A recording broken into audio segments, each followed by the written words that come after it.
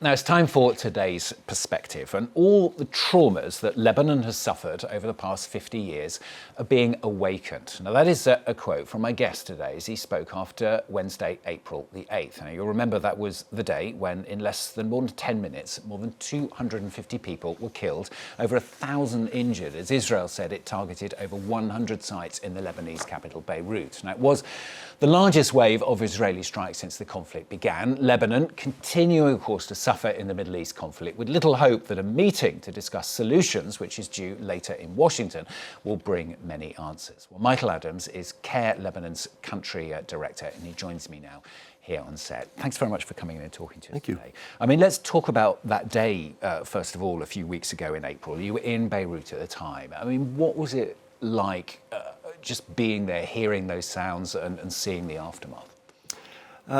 Well, sadly to say that it's actually quite a common activity in Beirut and elsewhere within Lebanon. But that particular day, of course, was a much larger impact on all of us. We do have people that work in the field that are distributing goods and services to people.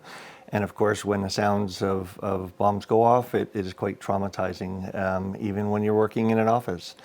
There isn't much space around that you can actually get some safety in, but luckily the bombs were far enough away that we were able to be all safe. And of course, it's traumatizing for the staff. Humanitarians are on the front lines, and they're also hearing and seeing these bombs going off. And for people living in Beirut, I mean, the images, I'm sure we all remember them, of just the number of strikes that all happened at the same time. I mean, as you say, there are strikes every day, but having that sheer number at the same moment must have been quite extraordinary. Yes, for sure, because I think that most people are used to sort of the one-off here and there, but this was multiple. And I think that there was an expectation that there was going to be a continuance for the rest of the day. And so people quickly evacuate. The city evacuates en masse, seeking shelter and safety wherever they can. And that's the whole entire city of Beirut. And of course, it came as well, didn't it, at a time when there was a lot of talk of ceasefires, when a lot of people were out, in a way, sort of celebrating what they hoped was going to be the end of the violence. True.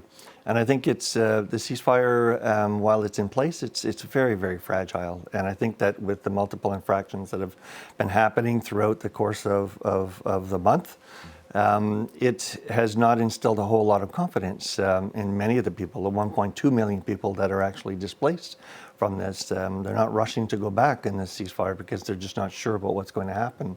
And those that do decide to go back, they've got a short time period that they want to go back, collect clothes, medicines, and any other toiletries that they were forced to leave when they first left. And of course, some people who have gone back, we showed images from earlier in the week to the south of Lebanon, have found that not only their home, but the whole of their village has literally been razed to the ground. Right, and it's if you want to talk about having a visual impact, I mean, this is traumatizing all unto itself, right? So communities have been devastated, people's homes have been devastated, and they've been forced to relocate. And with 1.2 million people, only 141,000 are actually in shelters now, which means that the large majority are still living in streets, in their cars, in parks, in stadiums.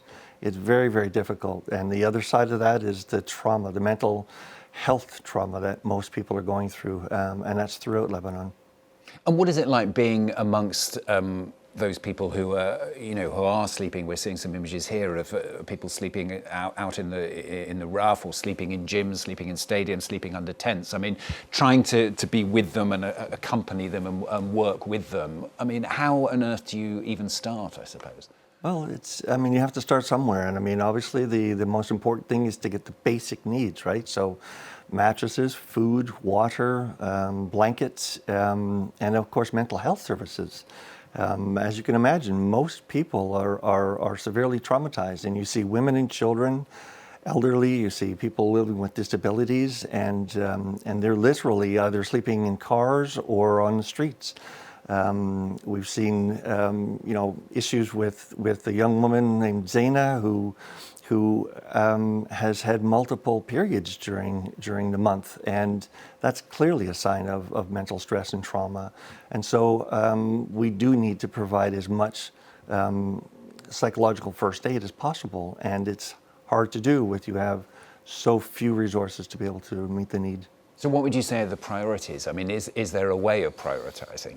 Well, pretty much everything. I mean, just what I mentioned now about food and water, the resources that are really needed are basic needs because they do not have those and they were not able to leave their homes with them. So psychological first aid is something that is hard to come by because there's not that many psychologists or counselors in the country.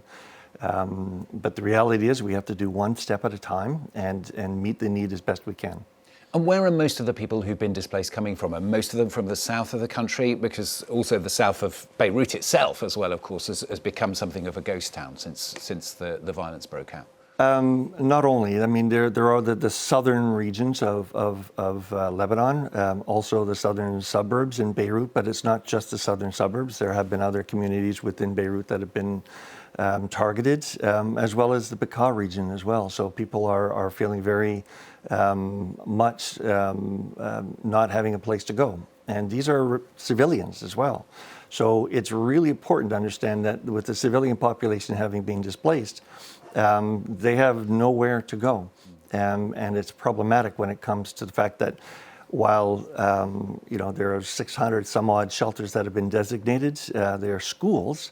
So children are out of school as well, which means that we're losing a generation of education as well. So psychological support is needed across the board. Politically, I mean, the situation seems to be at the moment in a bit of a stalemate. To a certain extent, obviously, what's happening between Iran and the US directly affects what's happening in Lebanon as well. At the same time, there are potentially discussions, hopefully happening this evening in Washington between Lebanese and Israeli ambassadors. I mean, as people in the country sort of watch the news and digest what's going on, I mean, does it bring them any hope, or do they just see this situation continuing, maybe not long term, but certainly for the coming weeks and months? I think if you're a displaced person, I think it's very difficult to actually understand and comprehend what diplomacy is happening at the time. Their challenges are day to day. They're trying to feed their children. Women are trying to bring their families into safe shelters. They don't get that luxury of being able to even watch TV or have access to their phones to be able to get the news. They're day to day trying to find where they can get food on the table. Most people are getting one meal a day. Recently, we've met with a young mother, a single mother with twin boys, 9 years old, who can clearly see the signs of trauma on their face and malnutrition as well, which means that they don't get a chance to continue to dream about what their future is or to go and play on a day-to-day basis. You see regularly people, children, elderly, and people with disabilities on the streets begging for money because they do not have access to enough food and water. And you talked briefly about your own staff as well. I mean, the situation is incredibly difficult for them as well. It is. And I think humanitarians in general, something that's often left out, is that while bombings are going on, it isn't only those that are near there, it's also the people who are trying to deliver the aid. It becomes really traumatizing for them as well. And day to day, they've got to deal with making sure that those they're helping receive what they need to get and then come home and then try to deal with their own family fears and safeties. And just finally, I mean, I know that CARE has been working in Lebanon for years. Of course, the huge port explosion in Beirut back in August of 2020 is almost 6 years ago now. That left a huge scar. Then this comes along as well. I mean, it must feel never-ending for them and for you and for your team as well. Absolutely. I think Lebanon has gone through many years of difficult times with the collapse of the currency.